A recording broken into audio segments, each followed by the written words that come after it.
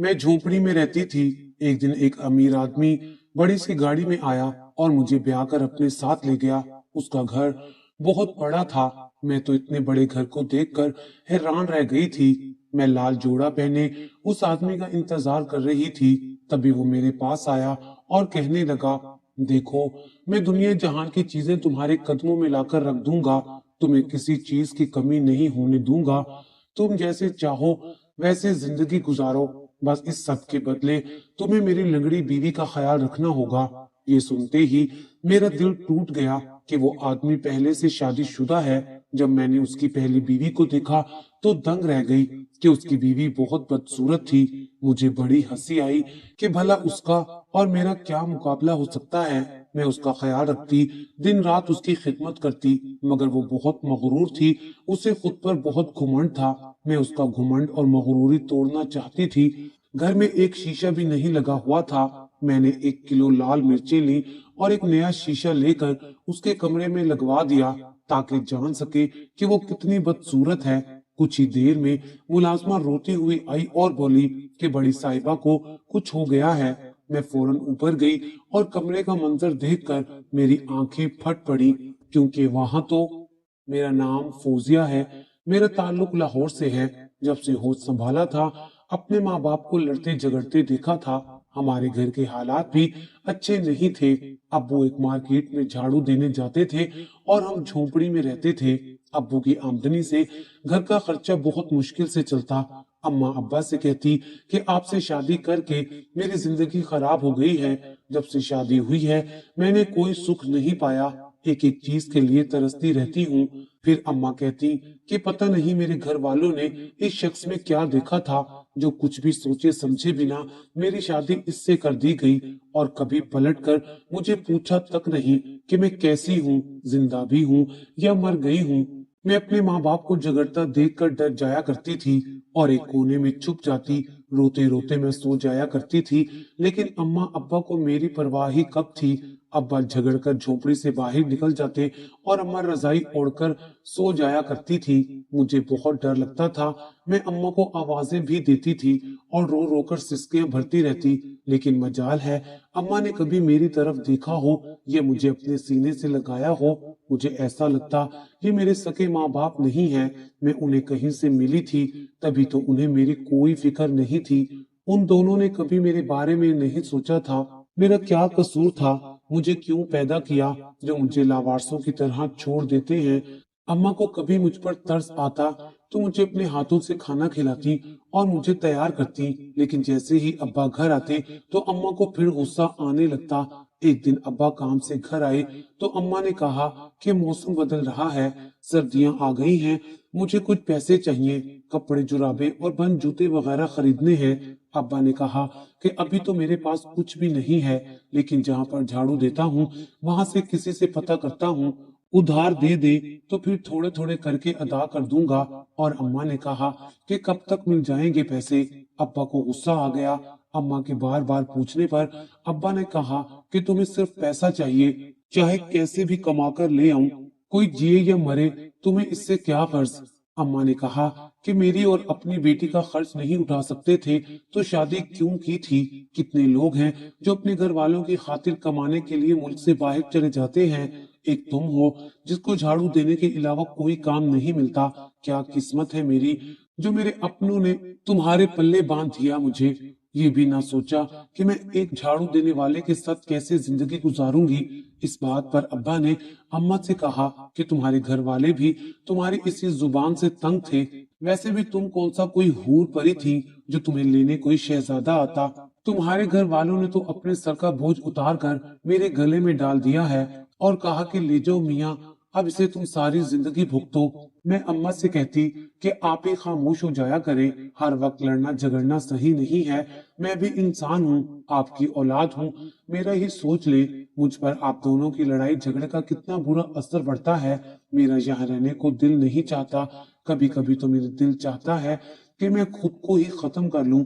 अम्मा मुझे धक्का दे देती और कहती कि तुम सिर्फ मेरी औलाद नहीं हो, उस शख्स की भी बेटी हो। मैंने ठेका नहीं उठा रखा तुम्हें पालने का। اپنے باپ کو کہو جو کہنا ہے، میری زندگی پہلے ہی تمہارے باپ سے شادی کر کے خراب ہو گئی ہے۔ اس دن اماں ابا کی اتنی زور سے لڑائی ہوئی کہ ابا جھگڑتے ہوئے باہر چلے گئے اور پھر کئی دن گزر گئے مگر ابا واپس نہیں آئے تھے۔ اماں کو اس بات کی کوئی پرواہ نہیں تھی، وہ تو مزے سے یہ دن گزار رہی تھی۔ آج رات مجھے نیند نہیں آ رہی تھی۔ ابا کا گھر پر ہونے سے ایک تحفظ کا احساس ہوتا تھا۔ جب سے ابا گئے تھے میں ٹھیک سے سو بھی نہیں سکی تھی۔ میں انہی سوچوں میں گم تھی کہ اچانک ابا جھونپڑی میں داخل ہوئے۔ میں ابا کو دیکھ کر بہت خوش ہو گئی مگر وہ بہت گھبرائے ہوئے لگ رہے تھے۔ میں حیران ہو رہی تھی کہ ابا رات کے اس پہر چوروں کی طرح جھونپڑی میں کیوں داخل ہوئے ہیں۔ میں نے ابا سے پوچھا تو وہ کہنے لگے، آہستہ بولو، میرے پیچھے کچھ لوگ پڑے ہیں، ان سے بچنے کے لیے میں پاگلوں کی طرح جھونپڑی میں آیا ہوں۔ میں نے کہا کہ وہ لوگ کون تھے اور آپ کے پیچھے کیوں پڑے تھے؟ ابا نے کہا کہ 2 سال پہلے میں نے ان سے قرض لیا تھا اور حالات ٹھیک نہ ہونے کی وجہ سے میں قرض ادا نہیں کر سکا، اس لیے وہ مجھے ڈھونڈ رہے ہیں۔ میں کہیں چھپا ہوا تھا اس لیے اتنے دنوں سے گھر بھی نہیں آ سکا۔ اماں نے مجھے کہا کہ دیکھ لیا تو نے، یہ ہے تمہارے باپ کی اصلیت۔ پھر کہتی ہو اماں بولتی کیوں ہو؟ ابا نے کہا کہ پھر سے لڑائی شروع ہو گئی، تم ہر وقت تیار رہتی ہو مجھ سے لڑنے جھگڑنے کے لیے، موقع ڈھونڈتی پھرتی ہو۔ میں نے کہا کہ اچھا بس کریں آپ دونوں، اور کچھ نہیں تو میرا ہی خیال کر لیں۔ اپنی بیٹی کے سامنے کیسے ایک دوسرے کو تانے دیتے ہیں آپ دونوں کو تو پتہ نہیں، لیکن قسمت میری خراب تھی جو آپ کے گھر میں زبردستی پیدا ہو گئی۔ کبھی سوچا آپ دونوں نے کہ میرا کیا قصور ہے، مجھے کس گناہ کی سزا مل رہی ہے؟ ایسی زندگی تو یتیموں کی بھی نہیں ہوگی جیسے آپ دونوں کے ہوتے ہوئے میں گزار رہی ہوں۔ ابا کچھ کہے بنا ہی اپنی چارپائی پر لیٹ گئے۔ اماں نے کہا کہ میں کیا کروں، تم خود بتاؤ، جو کچھ تمہارا باپ کر رہا ہے کیا کوئی بھی ذمہ دار شخص ایسا کرتا ہے؟ نہ اسے گھر کی کوئی فکر ہے اور نہ ہی ہماری، اس کو یہ احساس بھی ہے کہ گھر میں کچھ پکانے کو ہے بھی یا نہیں۔ اماں بھی سچ کہہ رہی تھی، اس میں اماں کا بھی کیا قصور تھا؟ گھر کے اخراجات پورے کرنا ابا کی ذمہ داری تھی، لیکن ابا کو بھی اس بات کی شاید کوئی پرواہ نہیں تھی۔ لیکن ایک دن اسی بات پر اماں ابا کا بہت جھگڑا ہو گیا اور اماں گھر چھوڑ کر چلی گئی۔ میں نے بہت ڈھونڈا مگر اماں نہ ملی۔ گھر کے حالات پہلے سے بھی زیادہ خراب ہو گئے۔ میری ایک دوست تھی جو ہماری جھونپڑی کے پاس ہی رہتی تھی، وہ کہیں نوکری کرتی تھی۔ میں نے اسے کہا میرے لیے بھی کوئی کام ڈھونڈ دو، مجھے سخت ضرورت ہے۔ اس نے کہا کہ میں جہاں کام کرتی ہوں وہاں بات کروں گی، اور کچھ دن اسی طرح گزر گئے لیکن اس نے کچھ نہیں بتایا۔ میں نے سوچا کہ اپنی دوست سے بات کرتی ہوں، لیکن پھر یہ سوچ کر خاموش ہو گئی کہ اگر کوئی کام ملتا تو اس نے خود ہی بتا دینا تھا۔ گھر میں فاقے چل رہے تھے، اماں بھی ابھی تک واپس نہیں آئی تھی، لیکن ان کی ایک ہی ضد تھی کہ ابا کوئی اچھا کام ڈھونڈیں گے تو گھر کے حالات اچھے ہوں گے۔ ساری زندگی جھاڑو دینے سے کچھ نہیں بنے گا۔ میں نے ابا سے کہا کہ آپ کوشش تو کریں کہ کوئی اچھا کام مل جائے اور ہمارے دن بدل جائیں، لیکن اب ایسے لگتا تھا جیسے ابا اس کے علاوہ کوئی اور کام نہیں کرنا چاہتے۔ کچھ دن بعد اماں پتہ نہیں کہاں سے آئیں اور حالات دیکھتے ہوئے انہوں نے ابا سے طلاق کا مطالبہ کر دیا، اور ابا نے میرا سوچے سمجھے بنا اماں کو طلاق دے دی۔ میں نے بہت کوشش کی ابا کو سمجھانے کی، لیکن ابا سمجھنا ہی نہیں چاہتے تھے، اس لیے فوراً فیصلہ سنا دیا۔ اس سے تو بہتر تھا کہ اماں کے گھر والے اماں کی شادی ہی نہ کرتے، اگر کرنی ہی تھی تو دیکھ بھال کر شادی کرتے۔ اب کیا حاصل ہوا؟ زندگی تو میری 2 حصوں میں بٹ کر رہ گئی تھی۔ ماں باپ کے ہوتے ہوئے نہ کبھی ماں کا پیار نصیب ہوا اور نہ ہی باپ کا۔ میری دوست ایک دن گھر آئی اور اس نے کہا کہ جہاں میں کام کرتی ہوں وہاں ایک کام ہے، اگر تم کرنا چاہو۔ میں نے کہا کہ جیسا بھی کام ہو مجھے منظور ہے، فاقے کرنے سے بہتر ہوگا کہ تاکہ کچھ کما کر پیٹ پال لیا جائے۔ میری دوست نے کہا کہ میں ایک یتیم خانے میں کام کرتی ہوں، اس جگہ تمہارے لیے بات کی تھی، تم کل میرے ساتھ چلنا۔ یتیم خانے کی وین لگی ہوئی ہے، وہ خود لے کر جاتی ہے اور خود چھوڑ کر بھی جاتی ہے۔ میں اگلے دن اپنی دوست کے ساتھ چلی گئی۔ میں بھی اپنی دوست کی طرح سارا دن بچوں کی دیکھ بھال کرتی۔ ان بچوں کو دیکھ کر مجھے اپنے حالات یاد آتے، اپنا وقت یاد آتا۔ مجھے لگتا تھا کہ میں ماں باپ کے ہوتے ہوئے بھی ایسی زندگی گزار رہی تھی، لیکن پھر بھی اللہ تعالیٰ کا شکر ہے کہ یہاں کام کرنے سے 2 وقت کی روٹی کا تو بندوبست ہو جاتا ہے और फिर मैं भी इस यतीम खाने में रहने लगी।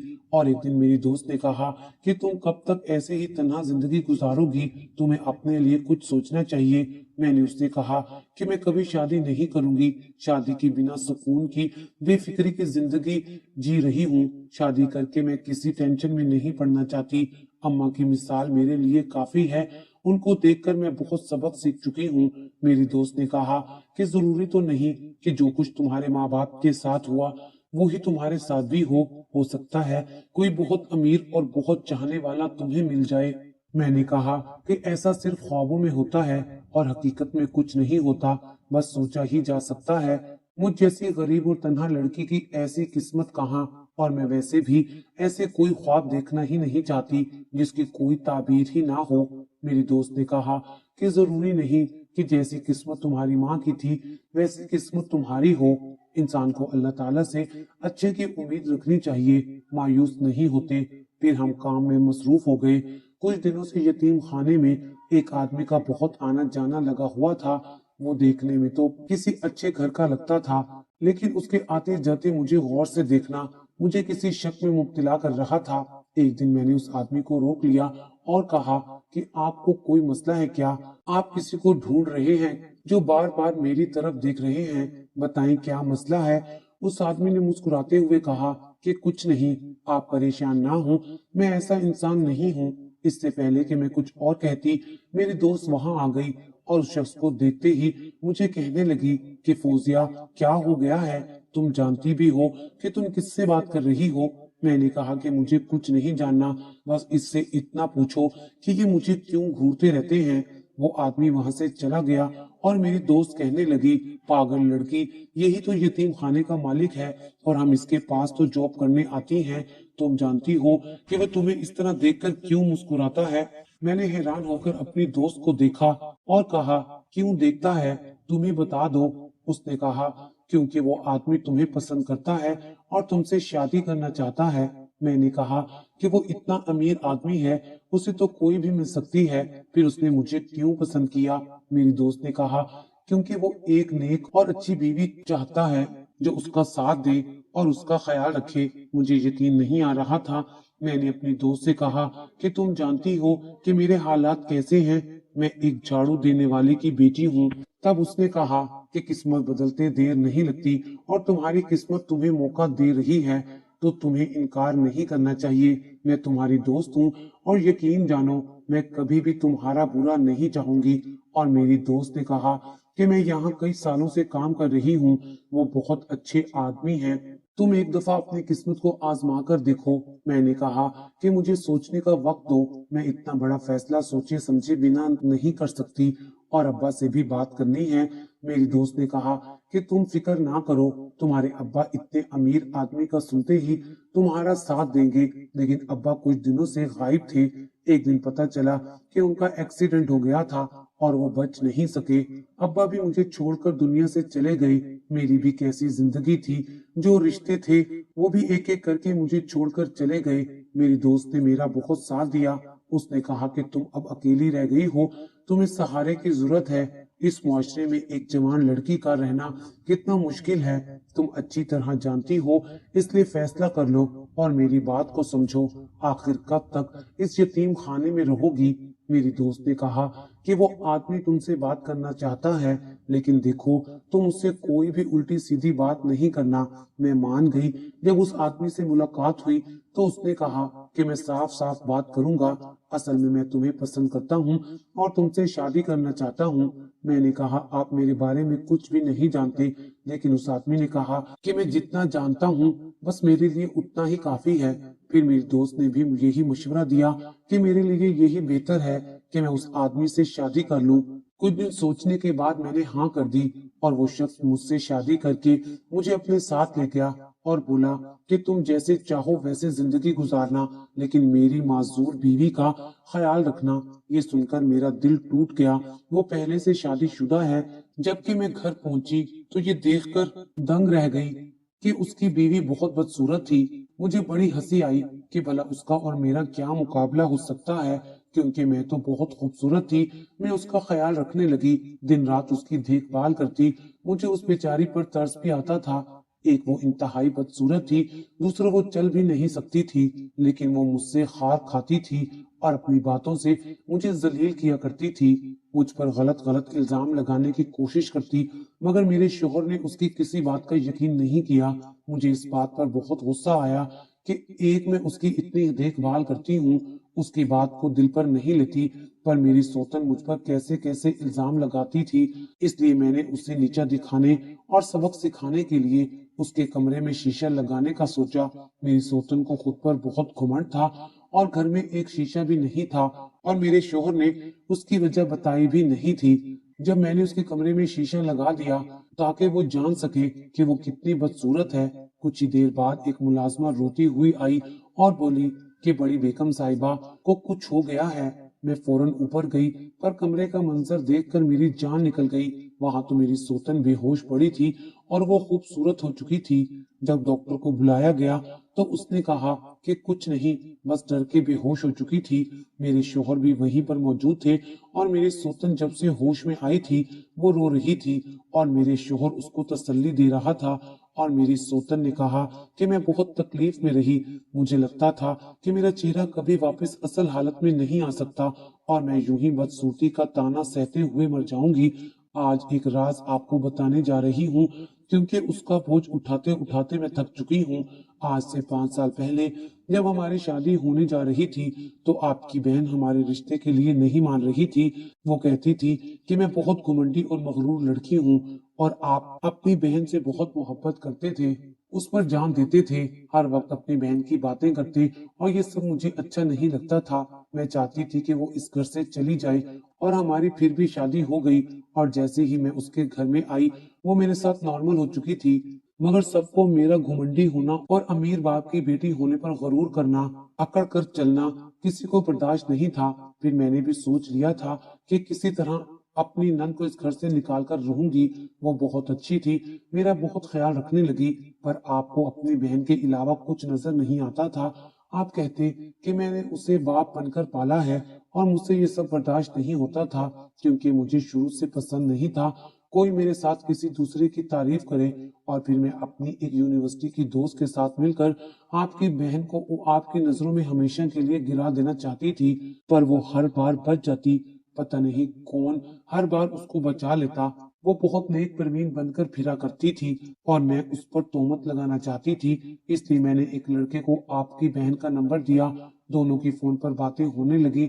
میں نے اس لڑکے کو پیسے دیے کہ وہ اسے بدنام کر دے، مگر وہ لڑکا سچ میں آپ کی بہن سے محبت کرنے لگا اور اس نے مجھے یہ سب کرنے سے انکار کر دیا۔ تب مجھے بہت غصہ آیا۔ اصل میں نے آپ سے شادی ہی اس لیے کی تھی کہ کسی طرح آپ کی بہن کو برباد کر سکوں، مگر میرا کوئی وار بھی کام نہیں کر رہا تھا۔ میں آپ سے شادی کر کے پچھتا رہی تھی، کیونکہ یہ میری زندگی کا سب سے غلط فیصلہ تھا۔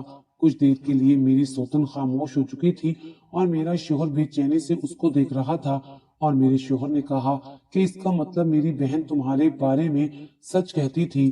میری سوتن نے کہا کہ ہاں، وہ سچ کہتی تھی میرے بارے میں۔ اس رات میں نے ہی ایک لڑکے کو کمرے میں بھیجا تھا تاکہ وہ لڑکا بن کر آپ کی بہن پر بدکاری کا الزام لگا سکے، اور اوپر سے آپ آ گئے۔ میں نے اس پر الزام لگا دیا اور وہ چلاتی رہی، آپ سے معافیا مانگتی رہی کہ بھائی میں نے یہ سب نہیں کیا، میں تو اس لڑکے کو جانتی بھی نہیں ہوں۔ مجھے لگا تھا کہ آپ اس کو گھر سے نکال دیں گے، پر آپ نے تو اس لڑکے کو جو آپ کی بہن کو پسند کرنے لگا تھا اس کو کال کی اور رشتے کے لیے ہاں کر دی، اور چند دن میں اس کا نکاح رکھ دیا، اور میں پھر سے اپنے پلان میں فیل ہو گئی۔ پھر ایک دن میری نند روتی ہوئی دعائیں مانگ رہی تھی، اور اس دن مجھے احساس ہوا کہ اس کو بچانے والا تو اوپر والے کی ذات ہے، اور تب یہ بات میں سمجھ نہیں سکی اور اپنے گھر سے نکل گئی۔ جب مجھے میری ایک کزن نے ایک بنگالی بابے کا بتایا، اور میں نے سوچ لیا کہ اپنی نند کا گھر ضرور برباد کروں گی، اس کو اس قابل نہیں چھوڑوں گی کہ وہ کبھی شادی کر سکے، اس لیے میں نے اس پر جادو کروانا شروع کر دیا۔ ایک دن میں نے خود اس کے بال کاٹ کر بنگالی بابا کو دے دیے تاکہ وہ اس کو بدصورت بنا دے اور میری نند ساری عمر روتی رہے۔ میں جتنا اس پر عمل کروا رہی تھی وہ اتنا ہی اللہ کے قریب ہوتی جا رہی تھی۔ اس کی صرف طبیعت خراب ہوتی تھی اور اسے نماز اور قرآن پاک بچاتا جا رہا تھا، اور تب میں یہ بات بھول گئی تھی کہ میں کیا کر رہی ہوں۔ ہمیشہ سے سنا تھا کہ برے کے ساتھ برا ہونا پڑتا ہے، मैं ये सब भूल गई और उस पर जादू करवाने लगी और वो डरती रात को रोती चीखती चिल्लाती और आपने फिर भी उसकी शादी करा दी, लेकिन वो बदसूरत नहीं हो सकी। और फिर जब उसकी शादी को 2 दिन हुए तो वो बहुत खुश और हमसे मिलने घर आई। मुझसे उसकी खुशी देखी नहीं जा रही थी। मैंने उसके दुपट्टे को चुरा लिया और भारी रकम बंगाली बाबा को दी, जिसने अपने जादू का सख्त वार किया और कहा कि घर जाते ही दुपट्टा अपनी नंद को उड़ा देना और कुछ देर बाद तमाशा देख लेना, पर ख्याल रखना इस दुपट्टे को कोई और ना छू सके। और उस दिन जैसे ही मैं घर वापस आने लगी तो रास्ते में मेरा बहुत बड़ा एक्सीडेंट हो गया और वो दुपट्टा मेरे ऊपर आ गया। एक्सीडेंट से मेरी 2 टांगे कट चुकी थी और जब मुझे होश आया तो मेरी अपनी शक्ल भी बिगड़ चुकी थी। मैं बदसूरत हो चुकी थी। उस दिन मुझे चुप लग गई थी और मेरी नंद फिर भी मेरा ख्याल रखती।